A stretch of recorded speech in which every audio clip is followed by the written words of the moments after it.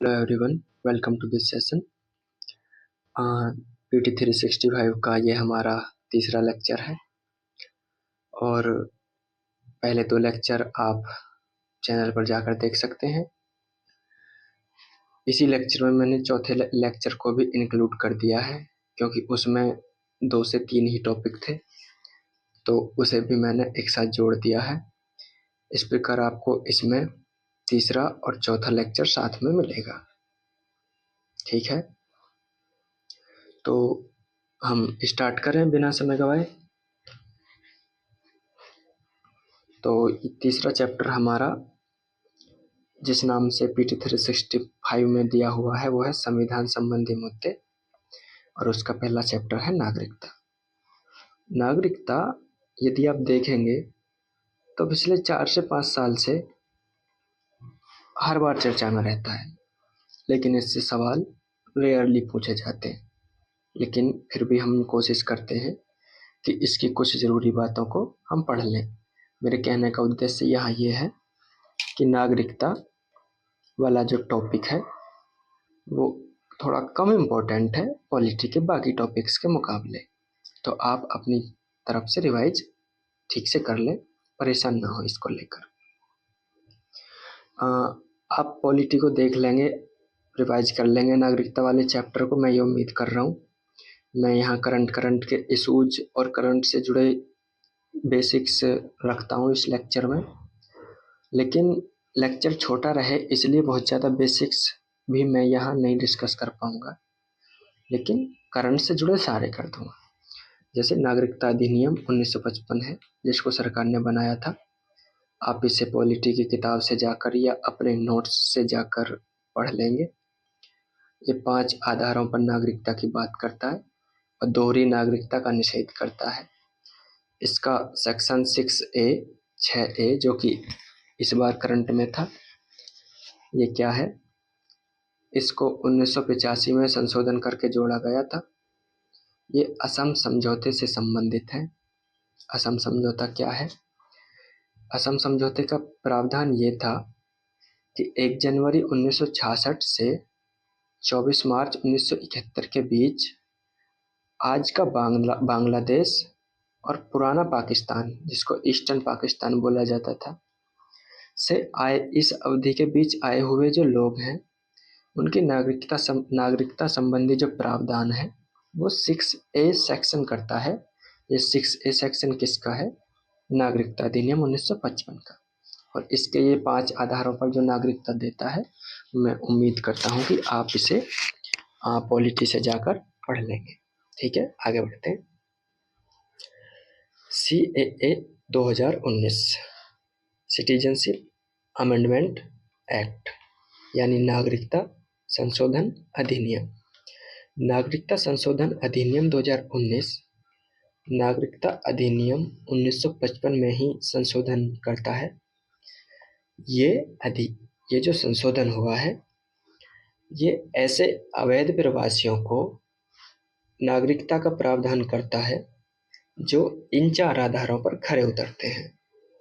क्या है वो 4 आधार जिन्हें यदि कोई व्यक्ति पूरा करता है तो उन्हें भारत की नागरिकता मिलेगी?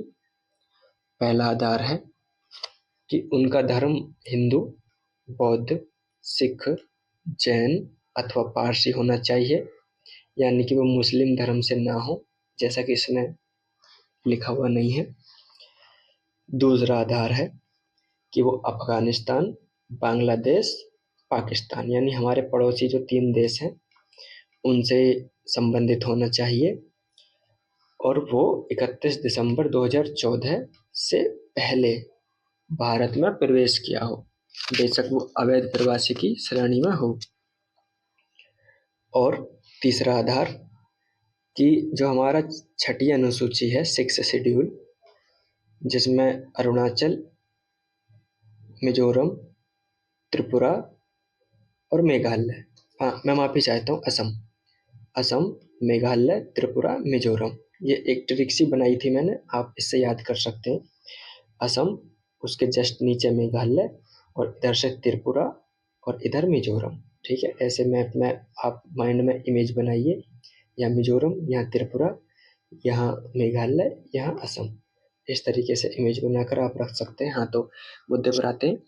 जो तीसरा आधार था कि 6 शेड्यूल में जाकर ये लोग ना बसे हुए हों, यानी जो अवैध प्रवासी आए हैं वो इन धर्मों से संबंध रखते हैं, इन देशों से संबंध रखते हों और 6 शेड्यूल वाले एरियाज में ना रह रहे हों अभी।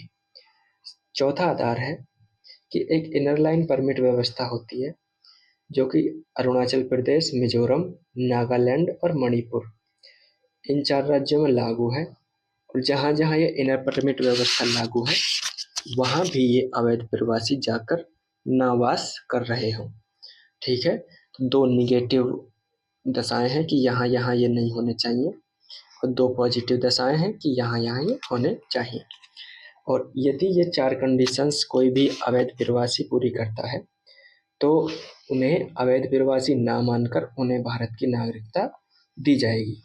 और एक पासपोर्ट एक्ट है 1920 का, एक विदेशी अधिनियम एक्ट है 1946 का।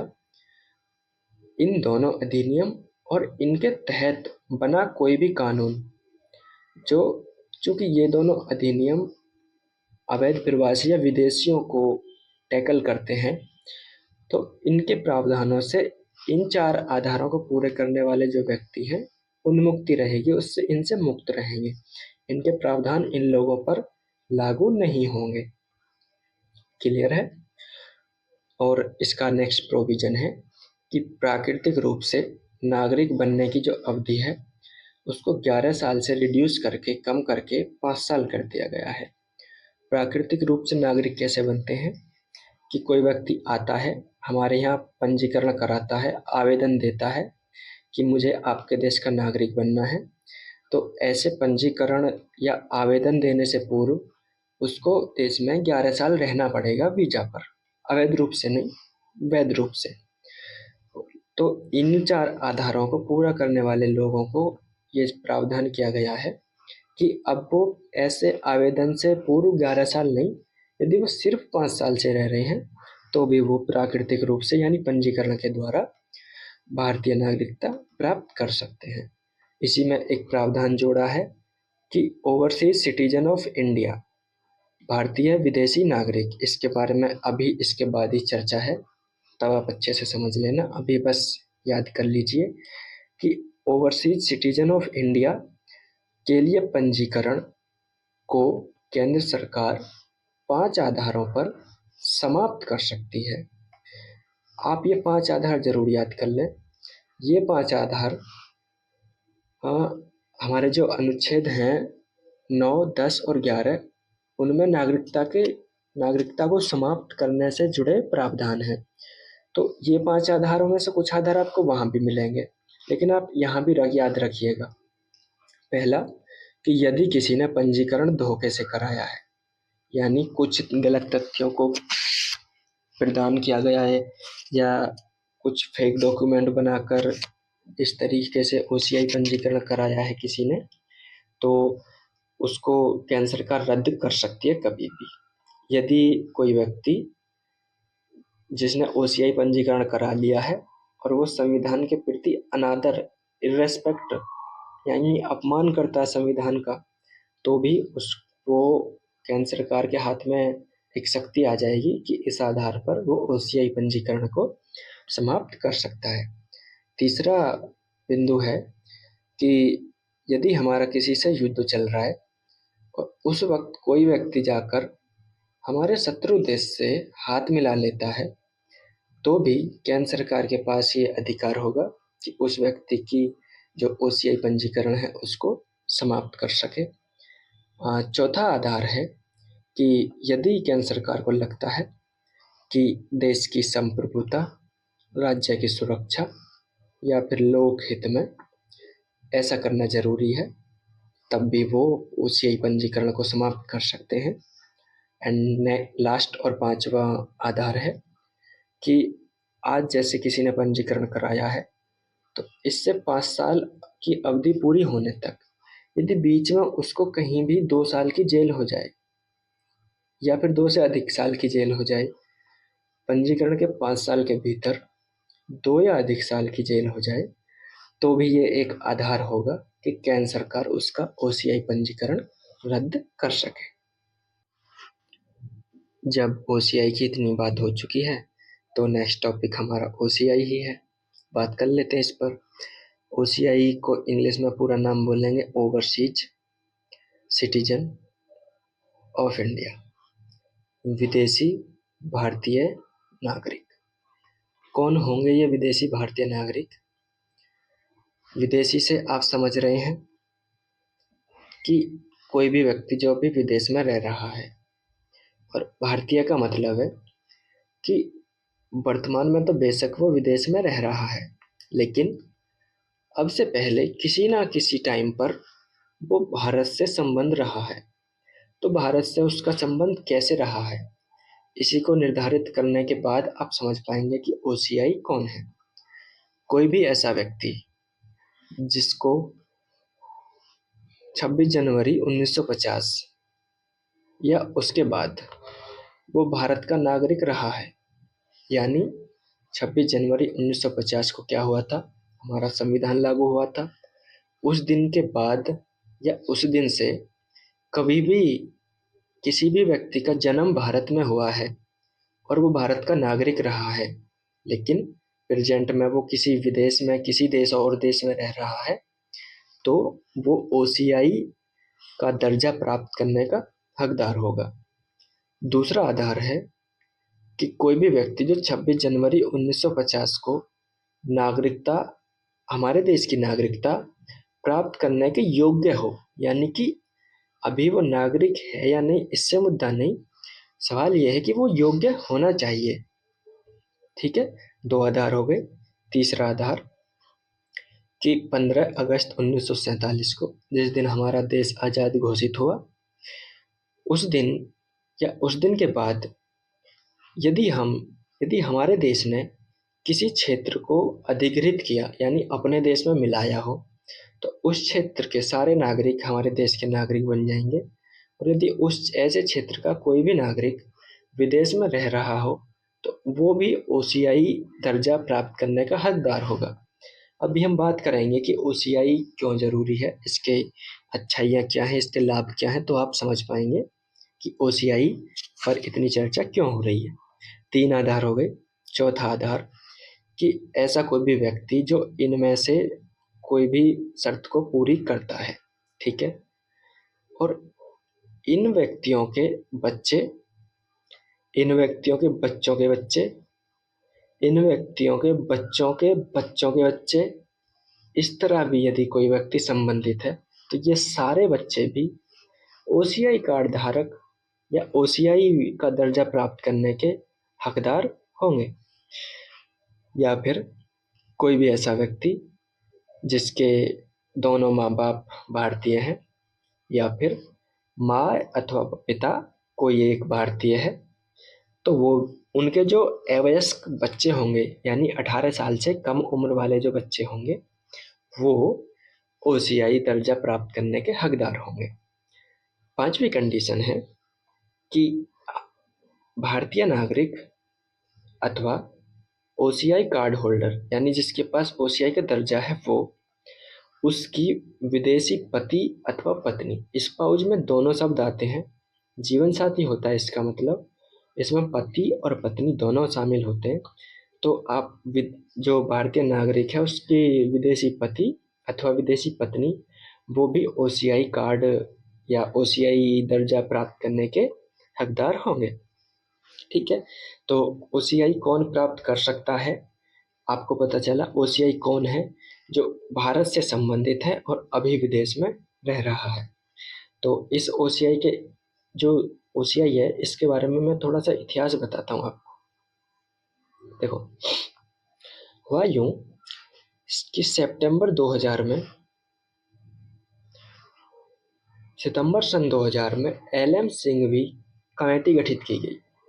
ये कमेटी गठित की गई थी इस मुद्दे पर कि जो भारतीय विदेश में रह रहे हैं उनके बारे में अपनी अनुशंसाएं दें। 2002 में इस कमेटी की अनुशंसाओं को मानते हुए सरकार एक PIO स्कीम लाई। PIO का मतलब है पर्सन्स ऑफ इंडियन ओरिजिन, यानी भारतीय मूल के व्यक्ति, यानी ऐसे व्यक्ति जो किसी भी तरह से भारत से जुड़े हैं, उनके माता पिता, दादा दादी अथवा उनका खुद का जन्म भारत में हुआ है, तो वो भारतीय मूल के कहलाएंगे। ठीक है। उनके लिए 2002 में एक स्कीम चलाई गई और ये स्कीम 16 देशों में लागू की गई। इस स्कीम के क्या बेनिफिट थे? इस स्कीम के वही बेनिफिट थे जो ओसीआई योजना के बेनिफिट हैं। अभी मैं आगे बताऊंगा, बस मैं यहाँ थोड़ा रेफरेंस देना चाह रहा हूँ। तो 2002 में PIO स्कीम लागू की गई सिर्फ 16 देशों के लिए, जिसमें अफगानिस्तान और पाकिस्तान शामिल नहीं थे, याद रखिएगा। 2005 में OCI स्कीम शुरू की गई। देखो OCI का रेफरेंस जुड़ता दिख रहा है, ओवरसीज सिटीजन ऑफ इंडिया, विदेशी भारतीय नागरिक। इस स्कीम में, जहां PIO स्कीम में तो सिर्फ 16 देशों के व्यक्तियों को शामिल किया गया, वहीं OCI स्कीम में सभी देशों के व्यक्तियों को लाभ दिया गया कि यदि वो भारत से संबंधित हैं और विश्व के किसी भी देश में रह रहे हैं तो वो OCI स्कीम में शामिल हो सकते हैं। हालांकि यहाँ भी पाकिस्तान और बांग्लादेश शामिल नहीं थे। 2015 में सरकार ने क्या किया कि इस PIO स्कीम और इस OCI स्कीम को मिलाकर एक OCI card holder scheme launch की, जो कि अभी भी कार्यरत है। और इसी स्कीम के लिए जो लाभ हैं, जो शर्तें हैं, वो हमने अभी डिस्कस की। तो अब इस स्कीम में शामिल होने पर या इस स्कीम के योग्य होने पर व्यक्ति को क्या क्या लाभ मिल सकते हैं, मैं आपको उसके बारे में बताता हूँ। देखिए, एक ये बात भी याद रखिएगा कि कोई भी व्यक्ति, बेशक वो इंडियन ओरिजिन हो, लेकिन विदेश में यदि वो कोई सैन्य कर्मचारी है ना, यदि वो सैन्य सेवा में है, बेशक वो कार्यरत हो अथवा सेवानिवृत्त हो, तो उसको OCI कार्ड होल्डर स्कीम का लाभ नहीं मिल सकता, वो इसमें शामिल नहीं हो सकता। तो मैं थोड़ा आपको ब्रीफ में लाभ बताता हूँ। इसका पहला लाभ तो यही है कि आप भारत में पूरे जीवन कभी भी आ और कभी भी जा सकते हैं। आपको एक ही बार में लाइफ लॉन्ग वीजा मिल जाएगा, है ना, बड़ा बेनिफिट। आप आए, इंडिया घूमें, विजिट करें और आराम से कभी भी जाएं। OCI कार्ड होल्डर यदि कोई बन जाता है तो उसको वही लाभ मिलते हैं देश में जो NRI को मिलते हैं। उतने ही अधिकार होते हैं OCI कार्ड होल्डर के पास जितने NRI के पास होते हैं। दो बातों को छोड़कर, पहला कि NRI के पास अधिकार होता है कि वो कृषि या बागवानी कृषि खरीद सके, लेकिन OCI कार्ड होल्डर के पास ये अधिकार नहीं होता है कि वो कृषि अथवा बागवानी भूमि नहीं खरीद सकते। और दूसरा जो बिंदु है जो NRI को OCI से अलग बनाता है, तो वो है एडॉप्शन, यानी गोद लेने वाले जो नियम कानून हैं वो NRI और OCI दोनों के लिए अलग अलग है। लेकिन ये तब अलग है जब अंतर्देशीय, यानी कि एक देश से दो देश के बीच गोद लेने की जो प्रक्रिया है वो इनिशिएट होगी, चालू होगी, तब दोनों के लिए नियम अलग हैं। ठीक है। और तीसरा फायदा क्या है कि यदि कोई भी OCI कार्ड होल्डर पिछले 5 सालों में से 1 साल भारत में गुजारता है तो वो भारतीय नागरिकता को लेने के लिए आवेदन कर सकता है, वो योग्य हो जाते हैं भारतीय नागरिकता के लिए। और एक लाभ ये भी है कि OCI card holder NPS national pension जो स्कीम है उसमें एनरोल कर सकते हैं, खुद को नामांकित करा सकते हैं। हालांकि इनको नागरिकों के बराबर अधिकार नहीं मिलते हैं। यदि क्वेश्चन ऐसा पूछ ले कि OCI कार्ड होल्डर के पास और भारतीय नागरिकों के पास जो अधिकार होते हैं उनमें क्या अंतर होता है, तो पहला अंतर होता है कि हमारे देश के नागरिक वोट दे सकते हैं, बट OCI को वोट देने का अधिकार नहीं होता है।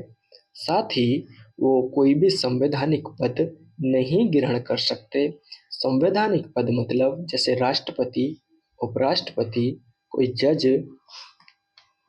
या फिर और भी कोई संविधान का अनुच्छेद जो किसी पद के बारे में बताता हो, वर्णन करता हो, उस पर वो नहीं नियुक्त हो सकते, ना ही वो चुनाव लड़ सकते हैं, यानी वो संसद और स्टेट लेजिस्लेटिव असेंबली यानी राज्य विधानमंडल का सदस्य नहीं बन सकते, और वो सरकारी नौकरी में भी नियोजित नहीं हो सकते। और उन पर एक प्रतिबंध ये भी है कि जब वो रिसर्च करना चाहें, देश में कोई मिशनरी गतिविधि करना चाहें, पर्वतारोहण करना चाहें, पत्रकारिता करना चाहें, या फिर प्रतिबंधित या संरक्षित क्षेत्रों में जाना चाहें, तो उनके लिए उन्हें एक स्पेशल परमिशन लेनी पड़ेगी। ये प्रतिबंधित या संरक्षित क्षेत्र क्या होते हैं, जस्ट अभी हम बात करेंगे। ठीक है, तो OCI आपको क्लियर हुआ कि उन पर क्या प्रतिबंध होते हैं, उनको क्या लाभ मिलते हैं और उनके लिए क्या शर्तें हैं। मुझे लगता है कि आपको क्लियर हुआ होगा।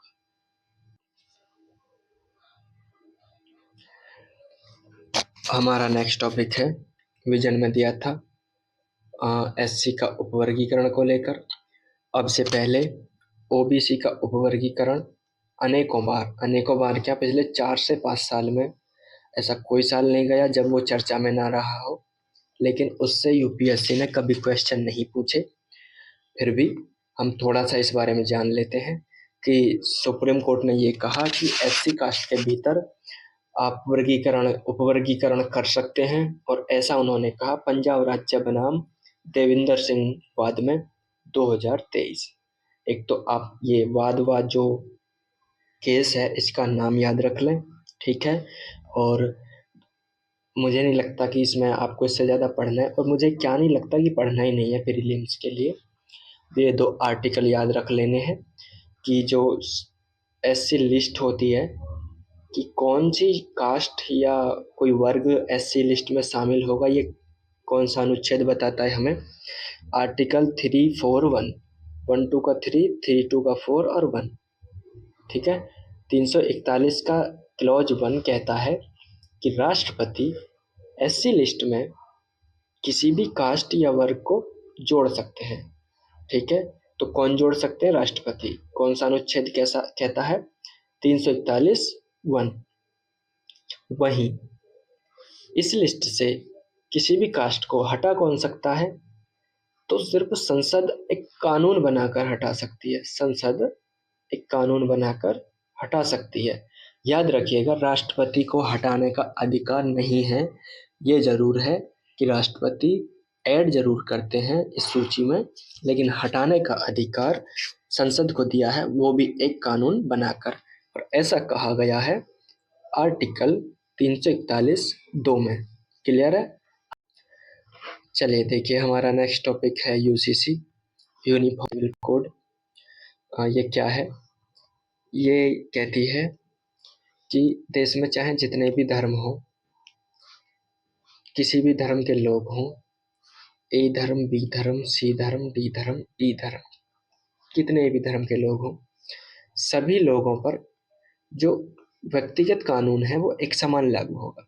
ये व्यक्तिगत कानून क्या बला होती है, व्यक्तिगत कानून में मोटे तौर पर 3 चीज़ें जो एड्रेस होती हैं। पहला विवाह, मैरिज, दूसरा तलाक, तीसरा विरासत यानी उत्तराधिकार वगैरह के नियम। तो इनसे जुड़े जो नियम है हर धर्म में अलग अलग है। हिंदू धर्म में अलग, मुस्लिम धर्म में अलग और बाकी धर्मों में अलग। तो यूनिफॉर्म सिविल कोड कहती है कि जब आप एक देश में रह रहे हो तो सभी लोग एक जैसे कानून से रूल होने चाहिए, सभी पर एक जैसा कानून लागू होना चाहिए। यही है यूनिफॉर्म सिविल कोड। हमारे संविधान में इसका उल्लेख भाग 4 DPSP के तहत आर्टिकल 44 में है, जो कहती है कि राज्य सभी नागरिकों के लिए एक समान नागरिक संहिता लागू करने का प्रयास करेगा। इसीलिए लिखा है क्योंकि ये DPSP में है और ये बाध्यकारी नहीं है। वर्तमान में देश के 2 राज्यों में UCC अभी लागू है, जिसमें पहला राज्य है गोवा, जिसमें पोर्टुगीज सिविल कोड 1867 लागू है पुर्तगालियों के काल से, और अभी अभी उत्तराखंड ने इसको लागू किया है, जो जनवरी 2025 से इसका क्रियान्वयन आरंभ हो चुका है। ठीक है, तो ये यूसीसी के बारे में आपको 2 ही फैक्ट जानने थे। नेक्स्ट जो हमारा टॉपिक है वो है पूजा स्थल विशेष प्रावधान अधिनियम 1991। अधिनियम 1991 ये क्या है? ये अधिनियम प्रावधान करता है कि पूजा के जो स्थल हैं, उपासना स्थल, इंग्लिश में बोलते हैं इसको प्लेस ऑफ वर्शिप, वो ये कहता है कि 15 अगस्त 1947 को वो जिस जगह पर थे और जिस भी धर्म के लिए वो माने जा रहे थे, स्थान जिस भी धर्म द्वारा पूजा किए जा रहे थे, वो उसी प्रकृति में रहेंगे इस कानून के लागू होने के बाद। समझ आया आपको? मैं एक बार और बताता हूँ।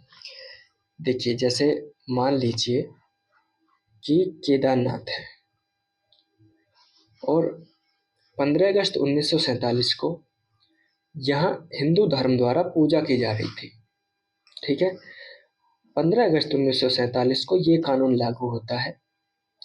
अब अगर आकर कोई कहे कि नहीं, यहाँ तो हिंदू मंदिर ना होकर कुछ और है, कुछ मतलब कोई कहे कि मस्जिद है या गुरुद्वारा है, या फिर नहीं ये किसी और धर्म से संबंधित है, तो ये अधिनियम कहता है कि ना तो इन वादों पर कोई सुनवाई होगी, ना ही इन वादों की रिपोर्ट या जो कोर्ट केस है वो दर्ज ही किया जाएगा। यानी जिस हालात में वो हैं 15 अगस्त 1947 को, उसी हालात में वो रहेंगे। तो यही है पूजा स्थल विशेष प्रावधान अधिनियम 1991। यही कहता है कि कोई भी व्यक्ति इसमें बदलाव नहीं कर सकता इन स्थानों की प्रकृति में। वो जिस धर्म से संबंधित है उसी से रहेंगे आगे भी। इनसे संबंधित कोई अपील, कोई भी केस, कोई भी प्रक्रिया इस कानून के प्रभाव में आते ही समाप्त हो जाएगी। यानी जो केसेस चल भी रहे हैं वो भी वहीं समाप्त हो जाएंगे। नहीं फर्क पड़ता कि उनमें किसका पक्ष मजबूत, किसका पक्ष कमजोर। जो धर्म उन्हें इस स्थान को पूज रहा है वही धर्म उस स्थान को पूजता रहेगा। लेकिन इसमें कुछ अपवाद भी मेंशन है। इसमें अयोध्या स्थल जो था वो एक अपवाद के रूप में दिया गया था, जिस पर निर्णय सुप्रीम कोर्ट दे चुका है, आप जानते हैं। AMAR एक्ट 1958 के तहत जो शामिल स्थल होंगे वो भी इससे बाहर होंगे। AMAR का मतलब है ancient monument and archaeological sites and remains act, प्राचीन स्मारक एवं जो पुरातात्विक स्थल एवं अवशेष अधिनियम 1958। ये वो अधिनियम है जिसके तहत जो हमारे प्राचीन स्मारक हैं उनको संरक्षित किया जाता है, जिन्हें आर्कियोलॉजिकल सर्वे ऑफ इंडिया इसके तहत स्थानों को संरक्षित करती है। तो ये आपको समझ में आया होगा। नेक्स्ट बढ़ते हैं। तीसरा अपवाद क्या है कि यदि इस कानून के लागू होने से पहले जब तक ये लागू नहीं हुआ उससे पहले कोई स्थल ऐसा है जिस पर निर्णय दिया जा चुका है, बेशक निर्णय ये हो कि उसकी प्रकृति वही रहेगी या फिर निर्णय ये हो कि उसकी प्रकृति बदल दी जाएगी, यानी अब कोई और धर्म के पक्ष में निर्णय दिया गया हो, तो उन पर अंतिम निर्णय हो चुका। अब उन निर्णयों को भी इसके तहत आप चुनौती नहीं दे सकते। ठीक है, वो निर्णय भी इसके स्कोप से बाहर रखे गए बिल्कुल। ठीक है, तो कि ये बाहर है, इनका निर्णय हो चुका। और कानून पूर्व जिनकी प्रकृति बदल चुकी तो बदल चुकी भैया। अब ये नहीं कह सकते कि अब अपील करो, बदल चुकी। ठीक है, तो यही अपवाद थे इसके। और दंड इसमें मैक्सिमम 3 साल है, बस आप ये याद रख लेना, 3 साल की जेल और जुर्माना। ठीक है, तो ये हो गया आर्टिकल। नेक्स्ट बढ़े। हाँ, नेक्स्ट बढ़ते हैं। नेक्स्ट है PD, प्रिवेंटिव डिटेंशन, निवारक निरोध। प्रिवेंटिव डिटेंशन, देखिए हमारे संविधान के भाग 3 में जो मूल अधिकार है हमारे, उनमें एक अनुच्छेद 22 है, वो 2 तरह की हिरासत की बात करता है। एक हिरासत हो गई कि आपने कोई गुनाह किया, पुलिस ने आपको पकड़ लिया, तो आपको कुछ अधिकार होंगे। कैसे? कि आपको ये जानने का अधिकार होगा कि आपको गिरफ्तार क्यों किया गया है। आप अपने वकील से मिल सकते हैं, विधिवेत्ता से मिलने का आपको अधिकार होगा। 24 घंटे के भीतर आपको मजिस्ट्रेट के सामने प्रस्तुत किया जाएगा यात्रा के समय को निकाल कर। तो ये कुछ अधिकार हैं। एक दूसरी तरह की हिरासत होती है, आपने अभी कोई जुर्म नहीं किया, लेकिन हमें तो लग रहा है भाई कि आप कुछ ना कुछ जुर्म करने वाले हो। हमें आया सपना या हमें कुछ तथ्यों से पता चला कि भाई आप कुछ गड़बड़ कर सकते हो, तो अब आप कुछ गड़बड़ करो, उससे पहले हम आपकी गड़बड़ कर देते हैं। तो इनको, व्यक्ति को संदेह के आधार पर उठा लिया जाएगा और एक घर में रख दिया जाएगा जहां इनको रोटी पानी मिलेगी, सोने को भी मिलेगा, कोई दंड नहीं दिया जाएगा, लेकिन ये किसी से मिल नहीं पाएंगे। ये एकदम ऐसे हो जाएंगे कि बंद कमरे में, ना ये किसी से मिल सकते हैं, ना इनसे कोई मिल सकता है। यही है प्रिवेंटिव डिटेंशन, निवारक निरोध। ठीक है, तो लोक व्यवस्था के लिए खतरे के आधार पर, संभावना के आधार पर यहाँ गिरफ्तार किया जाता है। तो ठीक है, गिरफ्तार, अब एक बार किसी को गिरफ्तार कर लिया तो उसको मैक्सिमम 3 माह तक रखा जा सकता है। अगर 3 माह से ज़्यादा उसको रखना है तो एक सलाहकार बोर्ड की आपको अनुशंसा लेनी पड़ेगी, उससे परमिशन लेनी पड़ेगी। और इस सलाहकार बोर्ड में कौन होंगे? तो जज होंगे, बेशक उसमें सेवानिवृत्त जज हों या फिर रिटायर्ड यानी जो कार्यरत है वो जज हों, और कुछ ब्यूरोक्रेट भी शामिल हो सकते हैं। इनका गठन कौन करेगा? सलाहकारी बोर्ड का इनका गठन करेगा राज्य। अगर केंद्र सरकार ने डिटेंशन में रखा है तो केंद्र सरकार करेगी, और राज्य सरकार ने डिटेंशन में रखा है तो भाई राज्य सरकार करेगी। इसी से एक बिंदु निकल कर आता है कि इससे जुड़े कानून संसद और राज्यसभा दोनों ही बना सकते हैं। प्रिवेंटिव डिटेंशन से जुड़े कानून राज्यसभा, माफी चाहता हूँ, संसद और स्टेट लेजिस्लेटर, राज्य विधानमंडल दोनों ही बना सकते हैं। ठीक है, तो ये हो गया। लेकिन व्यक्ति के पास ये अधिकार होता है कि उसको डिटेंशन में क्यों रखा गया है, उसका आधार उसे बताया जाए। और हालांकि ये बताना जरूरी नहीं है तब जब मुद्दा राष्ट्रीय सुरक्षा का हो, एकता अखंडता का हो, देश की संप्रभुता का हो, है ना। तो मैक्सिमम केस में बताया ही नहीं जाता है, क्योंकि सरकार कहती है मुद्दा राष्ट्रीय सुरक्षा का है, ये मुद्दा देश की एकता अखंडता का है, और ये मुद्दा संप्रभुता का है। ठीक है, और नेक्स्ट पॉइंट है कि जो डिटेंशन किया गया है व्यक्ति को, तो वो अपने डिटेंशन के खिलाफ रिपोर्ट कर सकता है, वो अपना जो प्रतिवेदन है वो दे सकता है। यदि एक लाइन में पूछे यूपीएससी कि क्या डिटेंशन वाले व्यक्ति के पास प्रतिवेदन देने का अधिकार होता है, तो हाँ, उसके पास प्रतिवेदन देने का अधिकार होता है। तो इसके तहत बहुत सारे कानून बने हैं वैसे तो, लेकिन एक कानून है नेशनल सिक्योरिटी एक्ट, राष्ट्रीय सुरक्षा अधिनियम, और ये 1980 में बना था। ये भी प्रावधान करता है किसका? प्रिवेंटिव डिटेंशन का। एक सेकंड, हाँ, तो ये प्रावधान करता है प्रिवेंटिव डिटेंशन का। और एक एक्ट है UAPA act 1967, unlawful activities and prevention act, unlawful activities prevention act, गैर कानूनी गतिविधि सुरक्षा अधिनियम या निवारक अधिनियम।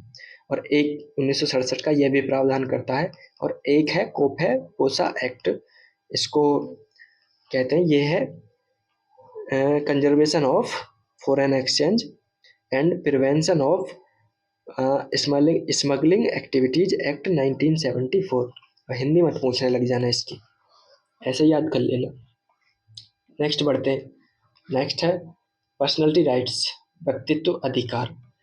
पूछने का चांस बहुत ज़्यादा नहीं है, एक लाइन में पढ़ लो कि किसी भी व्यक्ति के व्यक्तित्व को सुरक्षा देने वाले जो अधिकार होंगे वो व्यक्तित्व के अधिकार कहे जाएंगे। इसमें क्या क्या शामिल होगा?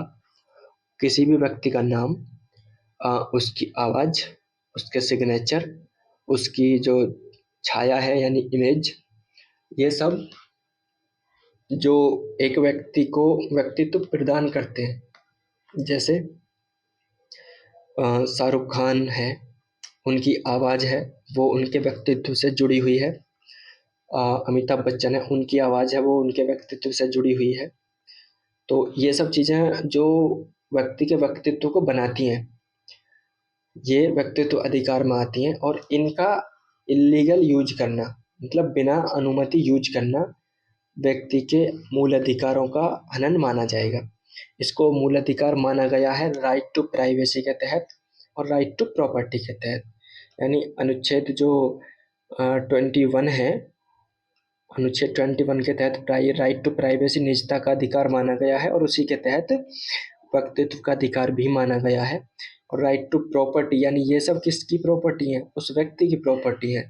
300 के में है जो कि अभी फिलहाल, उसमें ये मूल अधिकार तो नहीं माना गया क्योंकि राइट टू प्रॉपर्टी मूल अधिकार अब नहीं है, बट कानूनी अधिकार माना गया है। ये पूछा कि क्या ये संविधान में क्लियरली मेंशन है, स्पष्ट रूप से उल्लिखित है संविधान में? तो नहीं, ये उल्लिखित नहीं है, यही याद रखें। सवाल पूछने की संभावना एकदम जीरो है, टेंशन ना लें। शत्रु संपत्ति सालों से चर्चा में है, आ जाए तो अच्छी बात है, उम्मीद है नहीं। तो शत्रु संपत्ति क्या है? शत्रु कौन है? कि हमारा किसी देश के साथ युद्ध चल रहा है तो उस देश के सारे नागरिक हमारे शत्रु हो गए, उनसे जो हाथ मिलाता है हमारे खिलाफ वो भी हमारे शत्रु हो गए। तो उनकी, यदि कोई ऐसा व्यक्ति है जो हमारे खिलाफ है और उसकी कोई संपत्ति अपने देश में है तो वो हो गई शत्रु संपत्ति। ठीक बा? तो ये जो शत्रु संपत्ति होती है ये एक एक्ट द्वारा प्रशासित होती है, उसको कहते हैं शत्रु संपत्ति एक्ट 1968। ईयर याद रखिएगा, यदि क्वेश्चन बनाती है यूपीएससी इस पर तो यहाँ थोड़ा ऊपर नीचे कर सकती है। ठीक है, तो ये देश और उसके नागरिक दोनों को शत्रु घोषित कर सकती है। जैसे कि चीन के साथ युद्ध हुआ था पाकिस्तान के, हालांकि इसका जो मूल संदर्भ था वो पाकिस्तान को लेकर था। पाकिस्तान के साथ युद्ध हुआ तो जो भी व्यक्ति थे जिनकी भी संपत्ति भारत में थी स्वतंत्रता के पूर्व की, तो उस संपत्ति को शत्रु संपत्ति घोषित कर दिया गया। फिर यदि एक बार शत्रु संपत्ति घोषित हो जाती है तो उस संपत्ति का हम कुछ भी कर सकते हैं, तोड़े मरोड़े बेचें, तोड़ फोड़ करें, कुछ भी करें, वो हमारी है। ठीक है, तो ऐसी संपत्ति का जो रक्षक होता है, जो उसका ध्यान रखता है, वो कौन होता है? वो एक अथॉरिटी है, CP, CEPI, custodian of enemy property of India, यानी शत्रु संपत्ति अभिरक्षक, भारत का शत्रु संपत्ति अभिरक्षक। ये ऐसी संपत्ति का संरक्षक होता है, उसकी रक्षा करता है, प्रबंधक होता है, साफ सफाई का ध्यान रखता है, नियंत्रक होता है और विक्रेता भी होता है, यानी उसको बेचने की भी बात आती है तो फिर भाई इसी से बात करनी पड़ेगी, यही बेचेगी। हो गया शत्रु संपत्ति। नेक्स्ट बढ़ते हैं, राइट टू बी फॉरवर्टन, इसको राइट टू इरेज भी कहते हैं। क्या है ये समझाता हूँ थोड़ा सा। आप छोड़िए, कोई व्यक्ति है ए, इनके खिलाफ एक केस हो जाता है, केस है झूठा, साबित नहीं कर पाए, गूगल पर इसकी पूरी डिटेल चली गई। अब लोग यूपीएससी वाले बच्चे हैं, अपने आंसर्स में धड़ाधड़ धड़ाधड़ इनका एग्जाम्पल दे रहे हैं कि इन्होंने ऐसा किया। हाँ जी, और भी लोग इनके एग्जाम्पल दे रहे हैं जिससे इनकी क्या हो रही है, इमेज बेकार हो रही है। हालांकि कुछ टाइम बाद ये साबित हो जाते हैं निर्दोष कि भाई इन्होंने ये पाप नहीं किया था, ये अपराधी नहीं थे। अब अब ये भाई ये तो निर्दोष होगी, लेकिन ये जानकारी आज भी यूज की जा रही है। यूपीएससी वाले बच्चे एग्जाम्पल दे रहे हैं धड़ाधड़ धड़ाधड़। गूगल ने अभी तक इसको नहीं हटाया, कोई भी गूगल कर रहा है तो उनके बारे में जानकारी मिल रही है, जिससे ये असेम्ड फील करते हैं। और इनके जो मूल अधिकार हैं आर्टिकल 21 के तहत गरिमापूर्ण जीवन जीने के, वो हो रहे हैं भाई बाधित। तो इसी के लिए है ये राइट टू इरेजर और राइट टू बी फॉरगॉटन, कि भाई देखो जो हुआ उसे भुला दो, मेरी जानकारी को आप भुला दो, गूगल से हटा दो, मुझे बदनाम ना करो ए जमाने वालों। तो ये अधिकार देता है किसी व्यक्ति को कि यदि आप निर्दोष हैं तो आपकी जानकारी वहां से गूगल से या फिर और भी जो सोर्स हो सकते हैं जानकारी, वहां से डिलीट की जाए। समझ गए? हाँ। तो व्यक्तिगत डेटा के प्रयोग पर नियंत्रण संबंधी अधिकार है ये। ओवरऑल कहें तो कि आपका जो व्यक्तिगत डेटा है, आपके बारे में जो जानकारी है, आपका उस पर कंट्रोल होना चाहिए। वो कहाँ यूज होगी, कैसे यूज होगी, आप उसे निर्धारित कर पाए, उसी के लिए है राइट टू बी फॉरगॉटन। ये भारतीय संविधान में आर्टिकल 21 वही निजता का अधिकार के तहत मानी गई है, हालांकि संविधान में इसका उल्लेख नहीं है। और अभी 2023 में digital personal data protection act पारित हुआ। ये पर्सनल डेटा की सुरक्षा के लिए था अधिनियम, डिजिटली रूप से जो डेटा होता है उसकी सुरक्षा के लिए, लेकिन इसमें भी इस अधिकार की चर्चा नहीं है।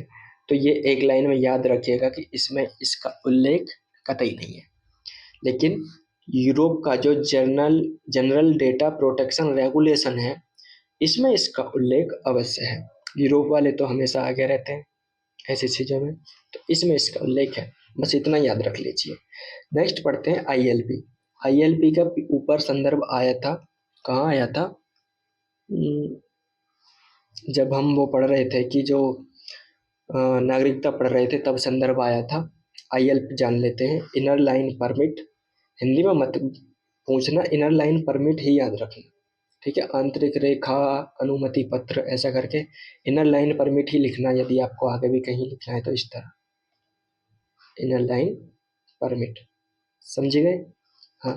तो ये क्या है? तो एक ऑफिशियली यानी आधिकारिक ट्रेवल डॉक्यूमेंट है, यात्रा दस्तावेज। किसका यात्रा दस्तावेज? संरक्षित क्षेत्रों का यात्रा दस्तावेज। किसके लिए? अपने देश के भारतीयों के लिए। क्यों? ये संरक्षित क्षेत्रों में ऐसा क्या है? तो ऐसा इसलिए कि ये क्षेत्र या तो जो हमारी जनजातियां उनके हितों को सुरक्षित करने के लिए, या फिर देश की जो सुरक्षा है रणनीतिक रूप से ये जो एरिया है वो इम्पोर्टेंट है, और देश की सुरक्षा को बनाए रखने के लिए और जनजातियों की सुरक्षा को बनाए रखने के लिए, उनके हितों को सुरक्षित करने के लिए कुछ क्षेत्रों को कंट्रोल में रखना जरूरी है, उनको संरक्षित क्षेत्र घोषित कर दिया जाता है।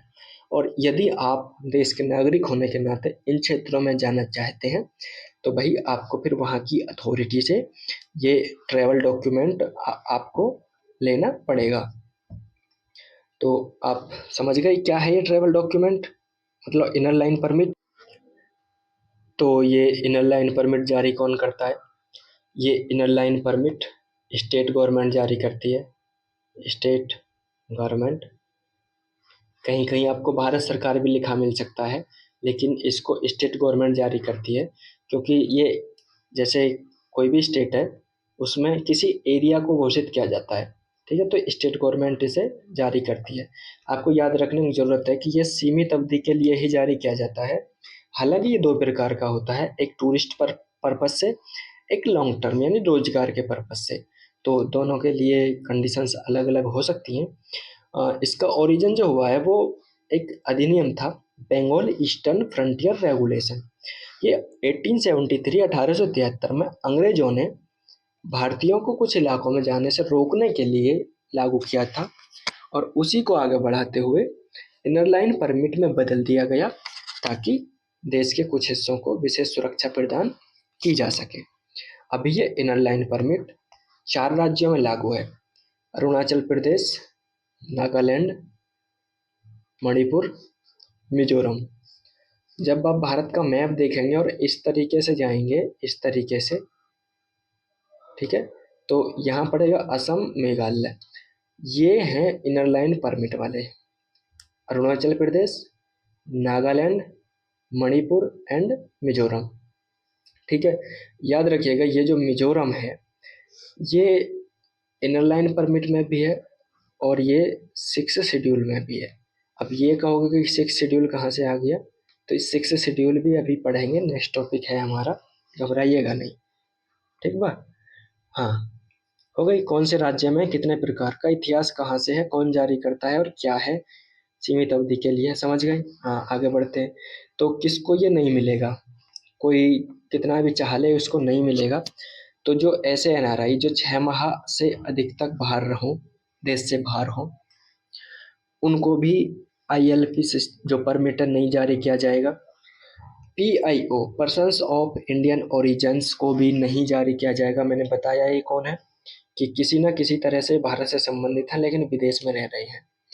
ओसीआई कार्ड होल्डर अभी पढ़ कर आए हैं, उनको भी ये जारी नहीं किया जाएगा। तो उनको क्या जारी किया जाता है, उनको जारी किया जाता है पीएपी, प्रोटेक्टेड एरिया परमिट।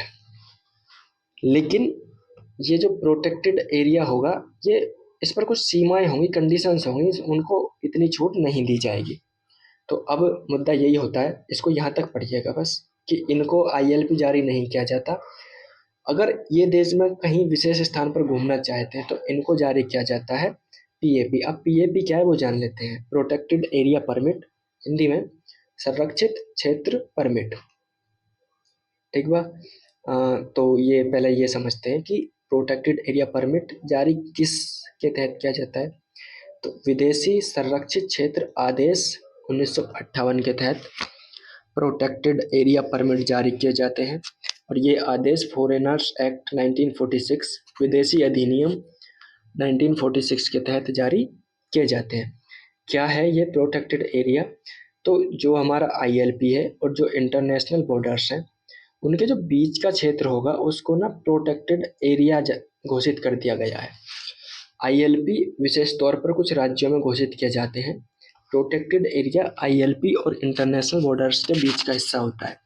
कहाँ कहाँ है प्रोटेक्टेड एरिया, तो यहाँ गौर फरमाइएगा, यहाँ कि अरुणाचल प्रदेश है जो कि पीएपी में पूरी तरह कवर है, और सिक्किम, सिक्किम का कुछ हिस्सा तो पीएपी में कवर है और कुछ हिस्सा रेस्ट्रिक्टेड एरिया में कवर है। ये रेस्ट्रिक्टेड एरिया यानी प्रतिबंधित क्षेत्र क्या है ये भी अभी डिस्कस करेंगे। बाकी पीएपी समझते हैं। पहले अरुणाचल प्रदेश शामिल है, जम्मू कश्मीर का कुछ हिस्सा, हिमाचल प्रदेश का भी कुछ हिस्सा शामिल है, थोड़ा सा हिस्सा राजस्थान का भी है, थोड़ा सा उत्तराखंड का। आप देखेंगे कि सारे ये बॉर्डर्स कंट्रीज हैं, तो बॉर्डर पर आप प्रोटेक्टेड एरिया घोषित कर सकते हैं आईएलपी और इंटरनेशनल बॉर्डर्स के बीच। समझे गए। देखिए सिक्किम, और सिक्किम से जुड़ा ये रेस्ट्रिक्टेड एरिया, प्रतिबंधित क्षेत्र। ये भी जो जारी किया जाता है वो फॉरेनर्स एक्ट 1946 के तहत एक आदेश पारित हुआ, विदेशी प्रतिबंधित क्षेत्र आदेश 1963। विदेशी प्रतिबंधित क्षेत्र आदेश 1963, ये था प्रतिबंधित क्षेत्र, ये था संरक्षित क्षेत्र, ये था 1963, ये था 1958। डिफरेंस को जरा मालूम करिएगा और याद रखिएगा। पूरे अंडमान एंड निकोबार आइलैंड को रेस्ट्रिक्टेड एरिया घोषित किया गया है। ठीक है, प्रतिबंधित क्षेत्र, इसमें जाने के लिए विशेष परमिशन चाहिए, परमिट चाहिए।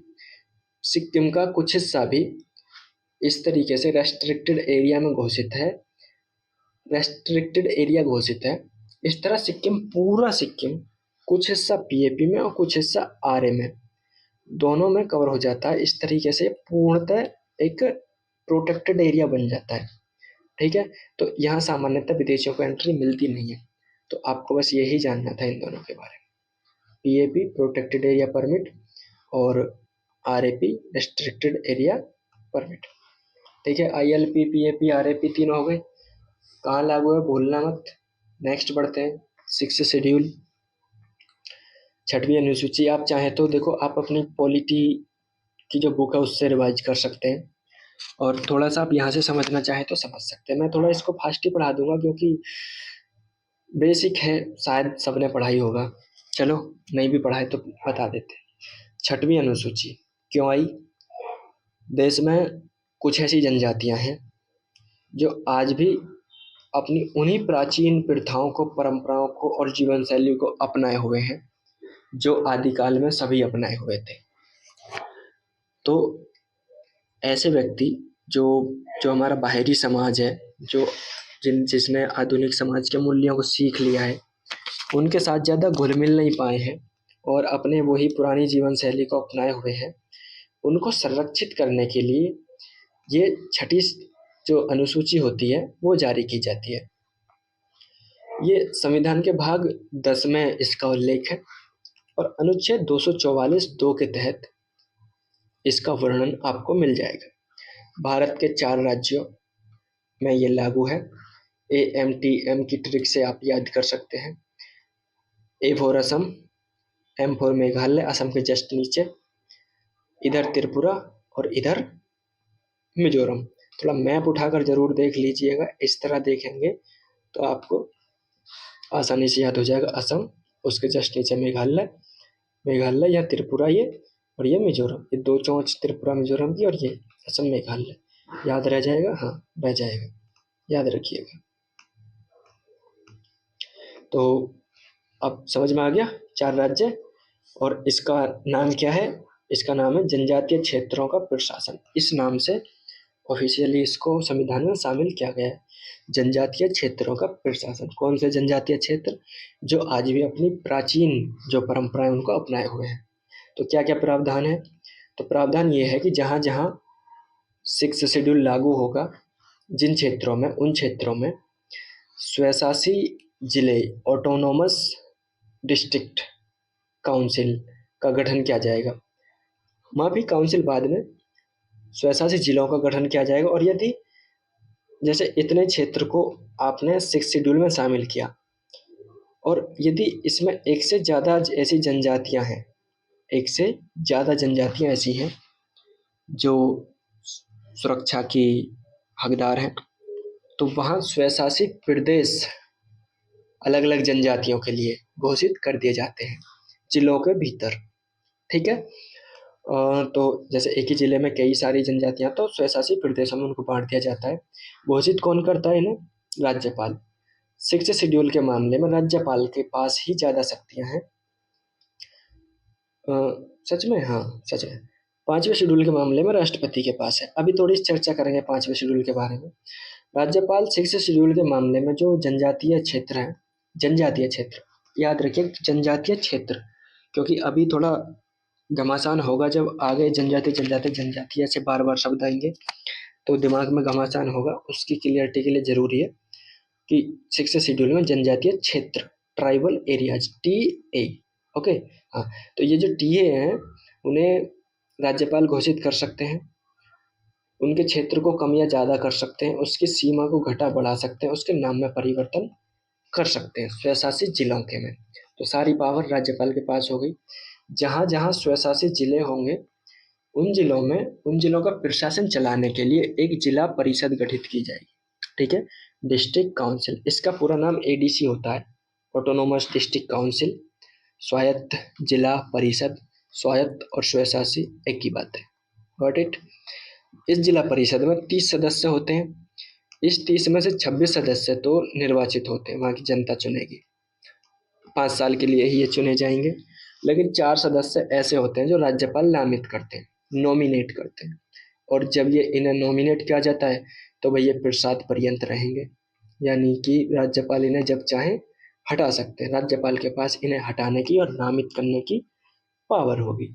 और जब यदि स्वशासी प्रदेशों का गठन किया जा रहा है तो उनके लिए भी एक स्वशासी परिषद होगी, उसमें भी लगभग यही सदस्यों की संरचना रहती है, सेम। तो क्यों भाई, क्यों गठित किया जा रहा है? क्या मिल क्या रहा है ऐसा गठित करने से? इन लोगों को कुछ अलग से लड्डू मिलेगा क्या? हाँ भाई, लड्डू मिलेगा। क्या है उस लड्डू में?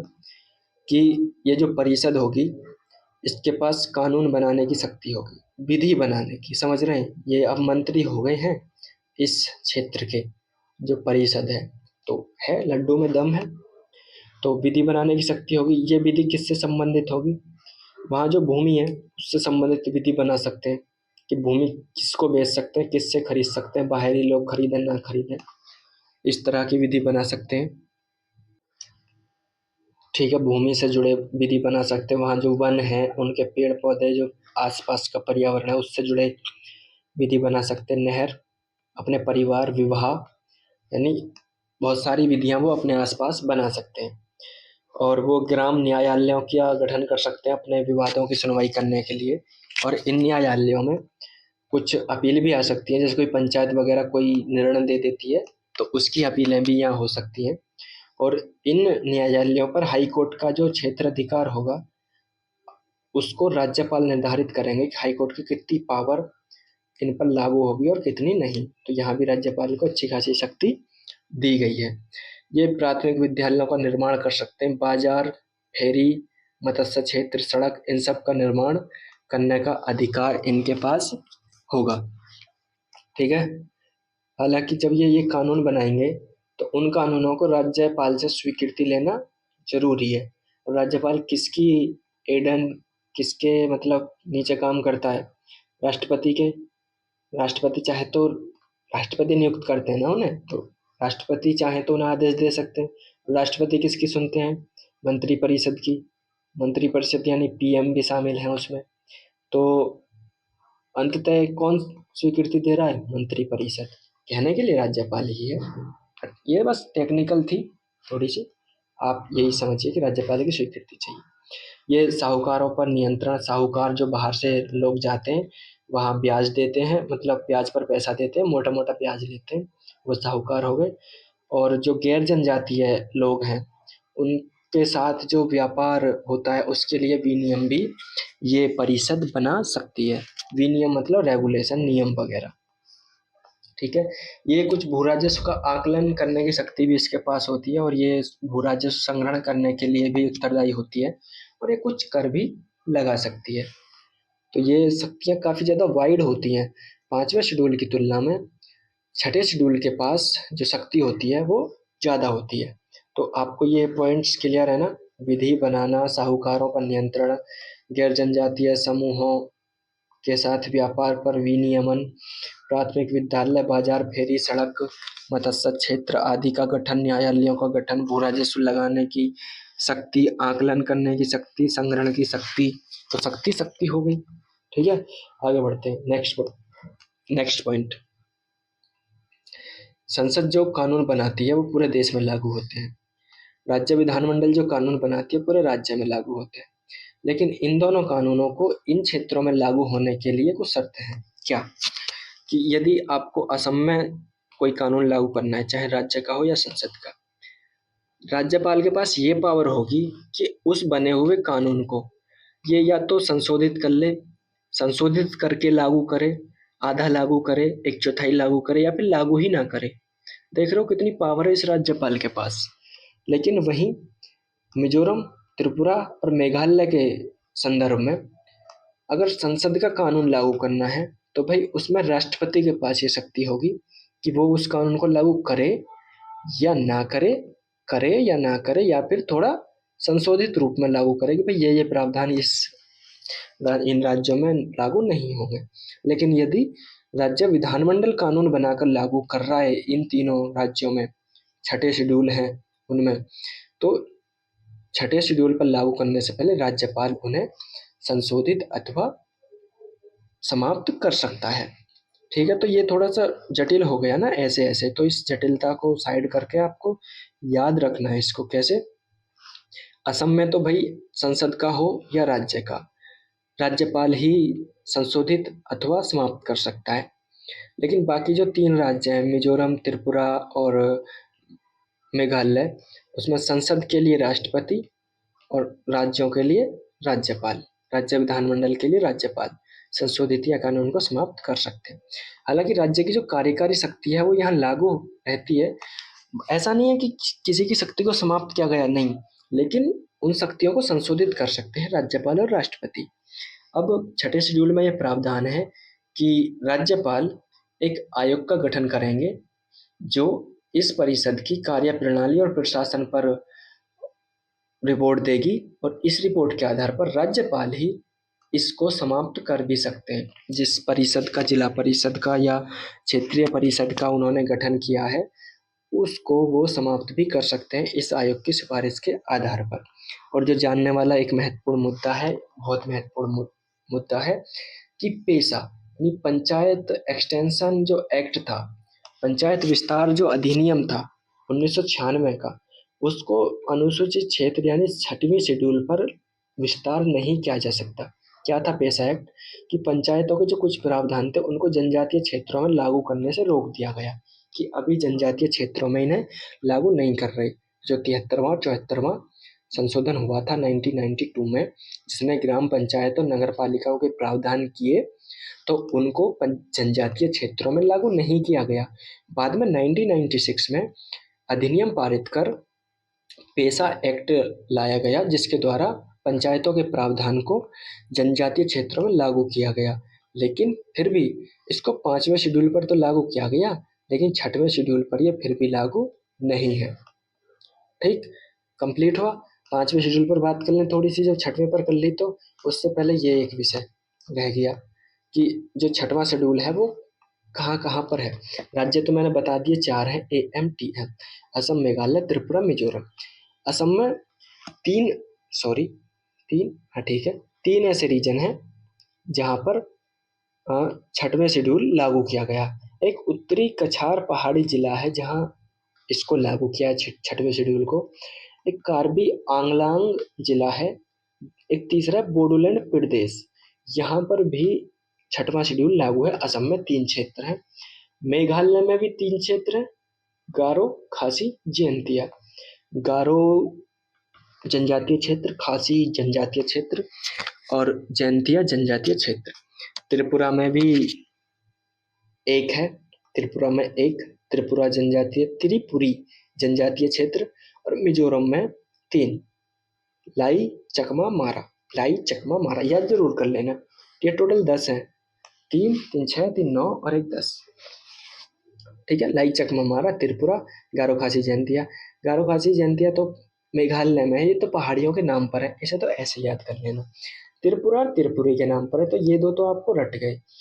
बाकी बचे ये असम में और मिजोरम में। असम में लाई, चकमा, मारा, लाई चक्के मारा मुझे, ऐसे याद कर लेना, लाई चक्के मारा मुझे। बाकी बचे असम में तो आपको मतलब कैसे याद करेंगे, रट लीजिए। कछार कार्बी बोड़ो। ये मैंने जो लिखा है ये आपको समझा देता हूँ कि जो बोडोलैंड प्रदेश है ना, उसमें रीजनल काउंसिल यानी क्षेत्रीय परिषद है। जनजातीय काउंसिल के भीतर क्षेत्रीय परिषद है, उसमें 46 सदस्य हैं, जिसमें से 40 सदस्य तो नियुक्त होते हैं और 6 सदस्य राज्यपाल नामित करते हैं। उसमें 46 सदस्य हैं, बाकी 30 होते हैं, उसमें 46 है बोडोलैंड प्रदेश में। 5वें शेड्यूल को देखो, फास्टली मैं आपको रिवाइज कराता हूँ। 5वां शेड्यूल भी भाग 10 ही है, अनुच्छेद 244 है। इसमें 2 क्षेत्र हैं, अनुसूचित क्षेत्र और अनुसूचित जनजाति क्षेत्र। ठीक है, ये 10 राज्यों में 5वां शेड्यूल लागू है। 10 राज्यों पर एक बार नजर मार लीजिए। इधर से शुरू करते हैं, भारत के पश्चिमी क्षेत्र से। राजस्थान, गुजरात, बीच में आओगे तो थोड़ा सा ये मध्य प्रदेश, फिर महाराष्ट्र, इधर आओगे तेलंगाना, इधर फिर आंध्रा, उड़ीसा, छत्तीसगढ़ और इधर आओगे तो हिमाचल प्रदेश। ठीक है, हो गया ना 10। राजस्थान गुजरात के नीचे मध्य प्रदेश, महाराष्ट्र और इसके नीचे फिर आंध्रा, तेलंगाना, उड़ीसा और हिमाचल प्रदेश। ये 10 राज्य हैं, याद रखिएगा।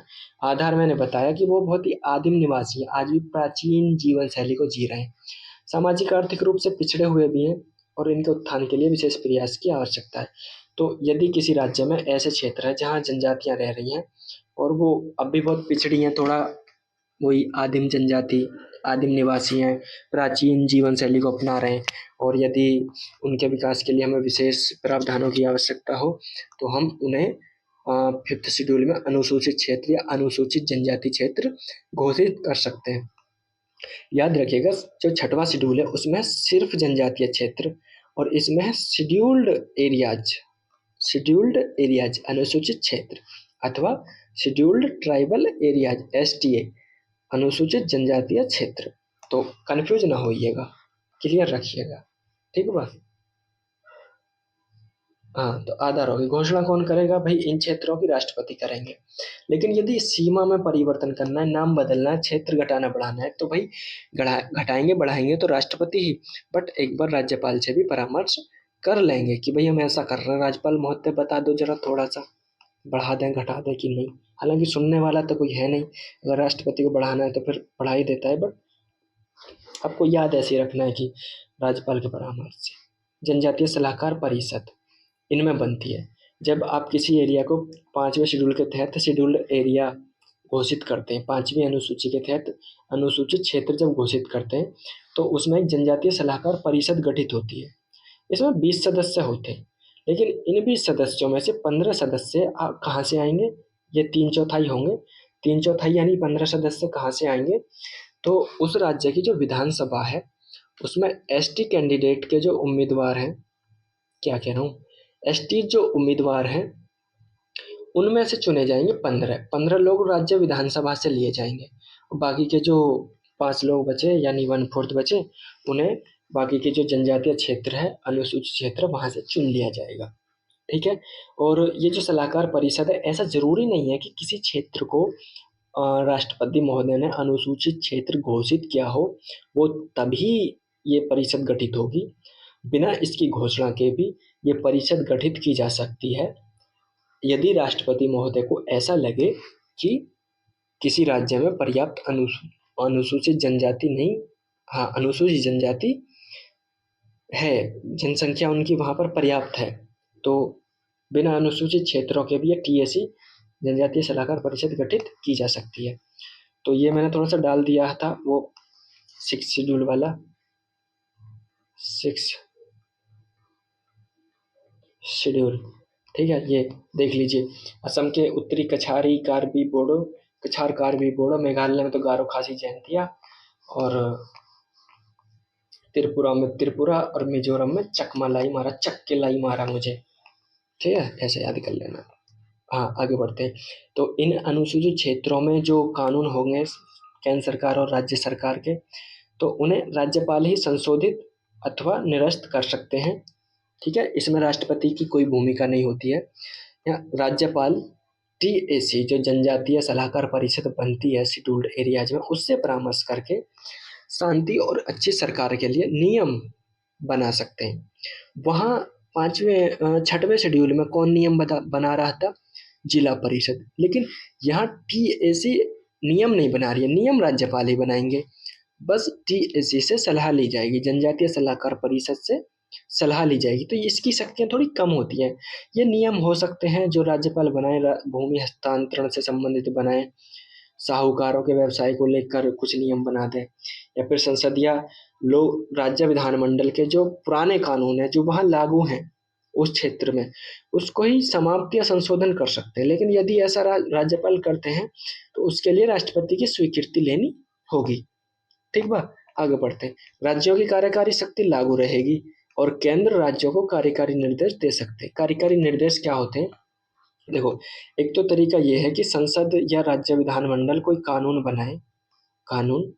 बनाए और उस कानून में जो प्रावधान होंगे वो लागू होंगे उस क्षेत्र पर। एक ये है कि जो हमारी एग्जीक्यूटिव है, जो कार्यकारी ब्रांच होती है सरकार की, कार्यकारी शाखा, कार्यपालिका बोलते हैं जिसे, जिसको हम सरकार कहते हैं, मंत्री परिषद, हाँ, वो कोई आदेश दे बिना संसद में पारित हुए तो वो आदेश भी लागू होते हैं, उनको कहते हैं कार्यकारी निर्देश, ठीक बा। हाँ, तो राज्य के इस क्षेत्र में लागू होंगे, और यदि केंद्र राज्यों को कोई आदेश दे इनसे जुड़ा तो वो भी लागू होता है। हाँ, इसके बारे में एक प्रावधान है।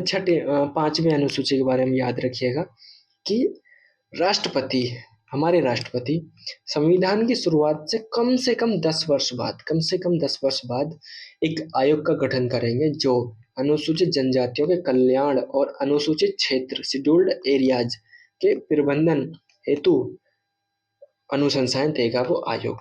ऐसा आयोग 1960 में गठित किया था यूएन घेवर की अध्यक्षता में। वैसे ये धै है धै धेवर धेवर, आप घेवर नाम से याद रख लेना, आसानी से याद हो जाएगा। 1960 में बनाया था, 61 में इन्होंने रिपोर्ट दी थी। फिर 2002 में दिलीप सिंह भूरिया की अध्यक्षता में बनाया था एक आयोग, 2004 में उन्होंने रिपोर्ट दी थी। तो वहाँ छठे शेड्यूल में आयोग गठित करने का अधिकार किसको है? राज्यपाल को, और 5वें शेड्यूल में राष्ट्रपति को। Got it? याद रखिएगा। इसमें एक और प्रावधान है कि राज्यपाल जो होंगे 5वें शेड्यूल में, 5वें शेड्यूल के तहत एक वार्षिक रिपोर्ट देंगे राष्ट्रपति को। किसके बारे में? जो शेड्यूल्ड एरियाज हैं उनके प्रशासन के बारे में एक वार्षिक रिपोर्ट देंगे, या फिर जब राष्ट्रपति मांग ले, जब वो चाह ले, तब इनके प्रशासन के बारे में समय समय पर वो रिपोर्ट देंगे। और यहाँ पेशा एक्ट लागू कर दिया गया, यानी पंचायतों के प्रावधान यहाँ लागू हो चुके हैं शेड्यूल्ड एरियाज में, 5वें शेड्यूल में। तो दोनों का अंतर याद रखिएगा। अब मैंने कहा था इसमें 3 और 4 दोनों चैप्टर पढ़ाएंगे, तो यहाँ से चैप्टर 4 स्टार्ट होता है। 3 से 4 टॉपिक हैं, ज़्यादा नहीं है। पहला टॉपिक था राजकोषीय संघवाद, फिस्कल फेडरलिज्म।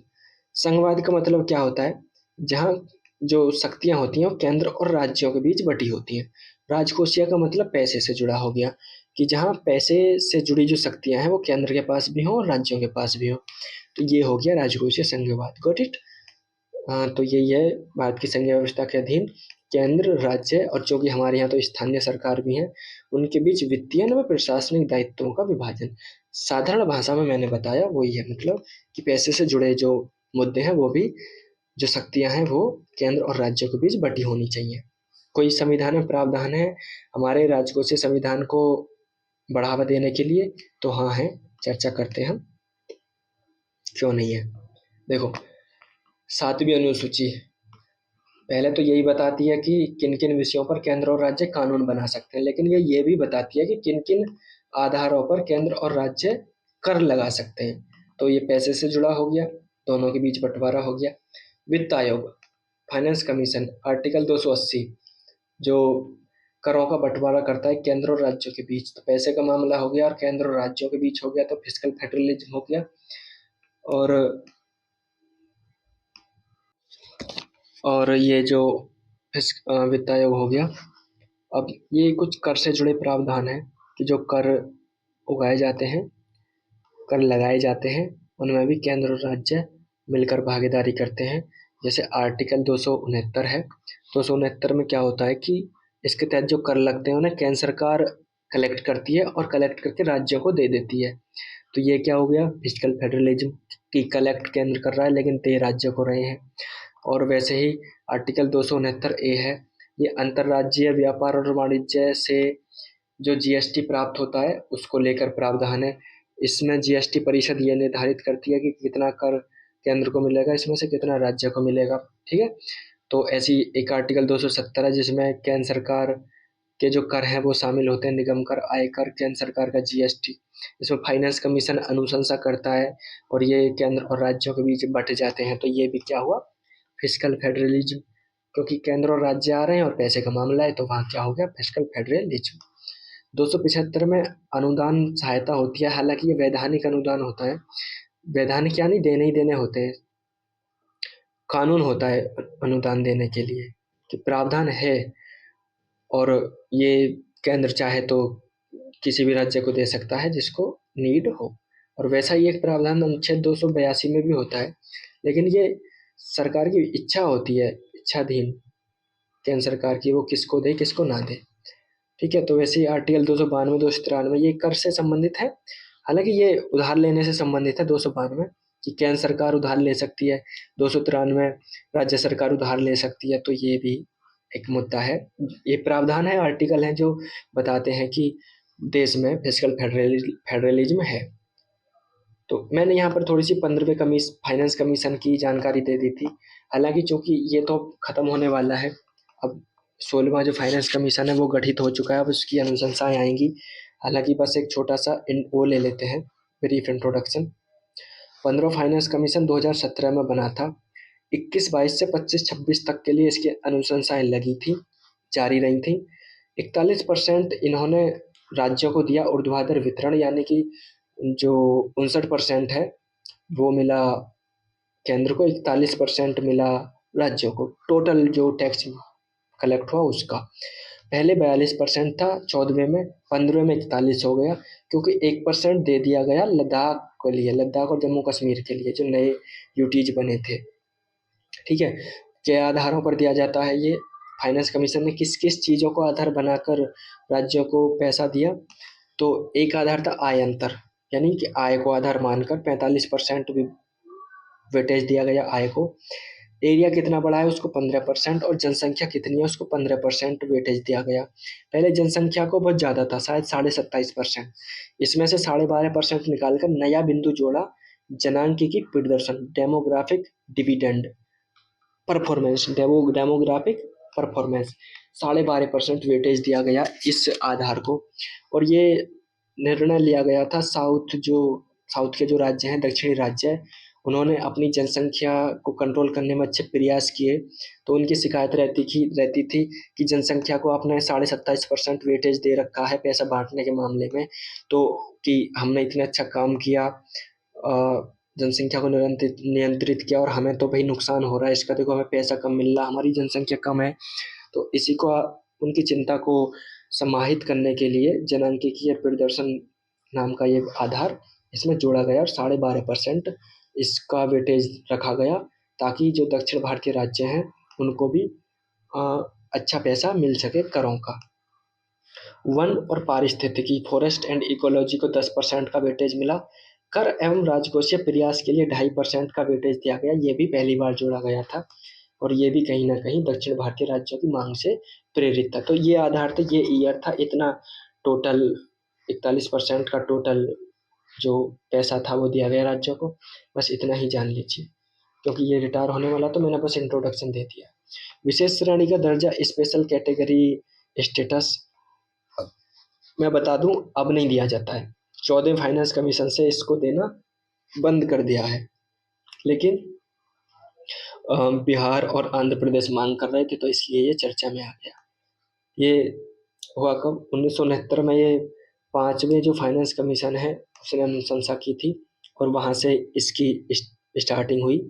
पहले जम्मू कश्मीर को दिया गया, फिर असम, नागालैंड, सिक्किम, त्रिपुरा, इन सबको स्पेशल कैटेगरी का दर्जा दिया गया, लेकिन अब ये बदल दिया गया, अब किसी को नहीं है। संविधान में स्पेशल कैटेगरी, ये विशेष श्रेणी का दर्जा उल्लिखित नहीं है।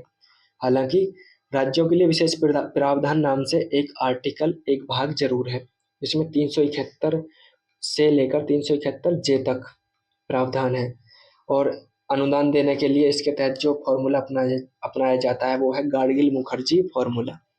ठीक है, और ये विशेष श्रेणी का मतलब क्या है कि जो भी राज्य भौगोलिक दृष्टि से या फिर सामाजिक आर्थिक रूप से थोड़े वंचित हैं, थोड़े पिछड़े हुए हैं, उनको विकास में सहायता देने के लिए ये दर्जा क्रिएट किया गया था 5वें फाइनेंस कमीशन 1969 के तहत इन्होंने अनुशंसा की थी। आधार वही है, पहाड़ी इलाकाओं, कठिन इलाकाओं, दुर्गम इलाके हैं, ट्रांसपोर्टेशन आसानी से नहीं होता, आवागमन अच्छा नहीं होता, इंडस्ट्रीज लगाना बहुत मुश्किल है, खेती करना बहुत मुश्किल है, तो इस तरीके से उनका जनसंख्या घनत्व कम हो, या फिर पर्याप्त जो अनुसूचित जनजातीय जनसंख्या है वो हो, ये दूसरा आधार था। तीसरा आधार की उनकी रणनीतिक अवस्थिति हो, स्ट्रेटजिक लोकेशन, यानी वो बॉर्डर पर हो, तो उसको फिर स्पेशल कैटेगरी का दर्जा दिया जा सकता है।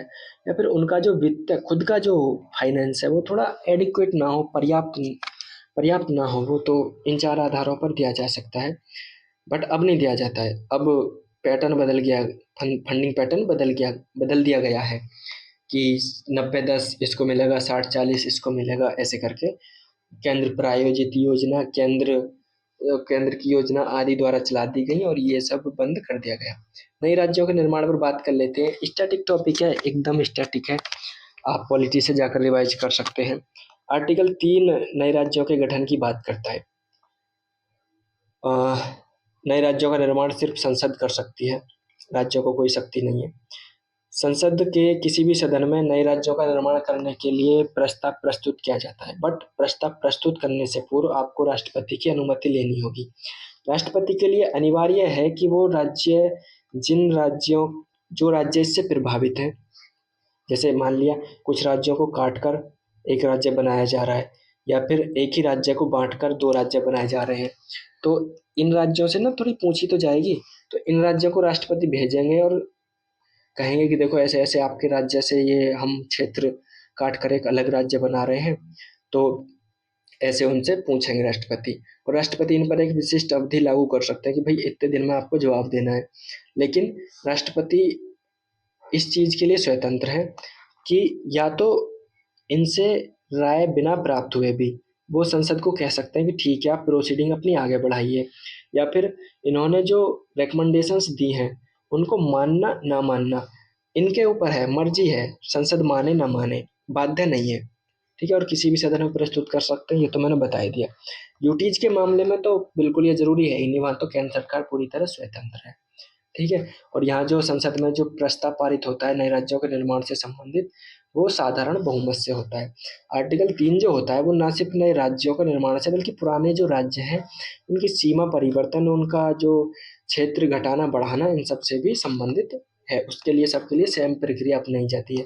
3-4 पॉइंट याद रख लो। किसी भी सदन में प्रस्तुत किया जा सकता है प्रस्ताव, राष्ट्रपति की पूर्व मंजूरी आवश्यक होती है, राष्ट्रपति राज्यों के पास भेजेंगे उस प्रस्ताव को, राज्यों की राय को मानने के लिए बाध्य नहीं है, और राज्य राज्यों से प्रस्ताव वापस मिलने के लिए हम वेट करने के लिए भी बाध्य नहीं है, और राज्यों पर हम विशिष्ट अवधि लागू कर सकते हैं कि वो कितने समय में वापस करें उसे। चर्चा में इसीलिए लिख दिया था विजन वालों ने कि 2 जून 2014 को जब तेलंगाना का गठन हुआ था तो उसकी अभी एनिवर्सरी मनाएगी। बट ये स्टैटिक टॉपिक है, नॉट करंट, बट आ गया तो कर लिया।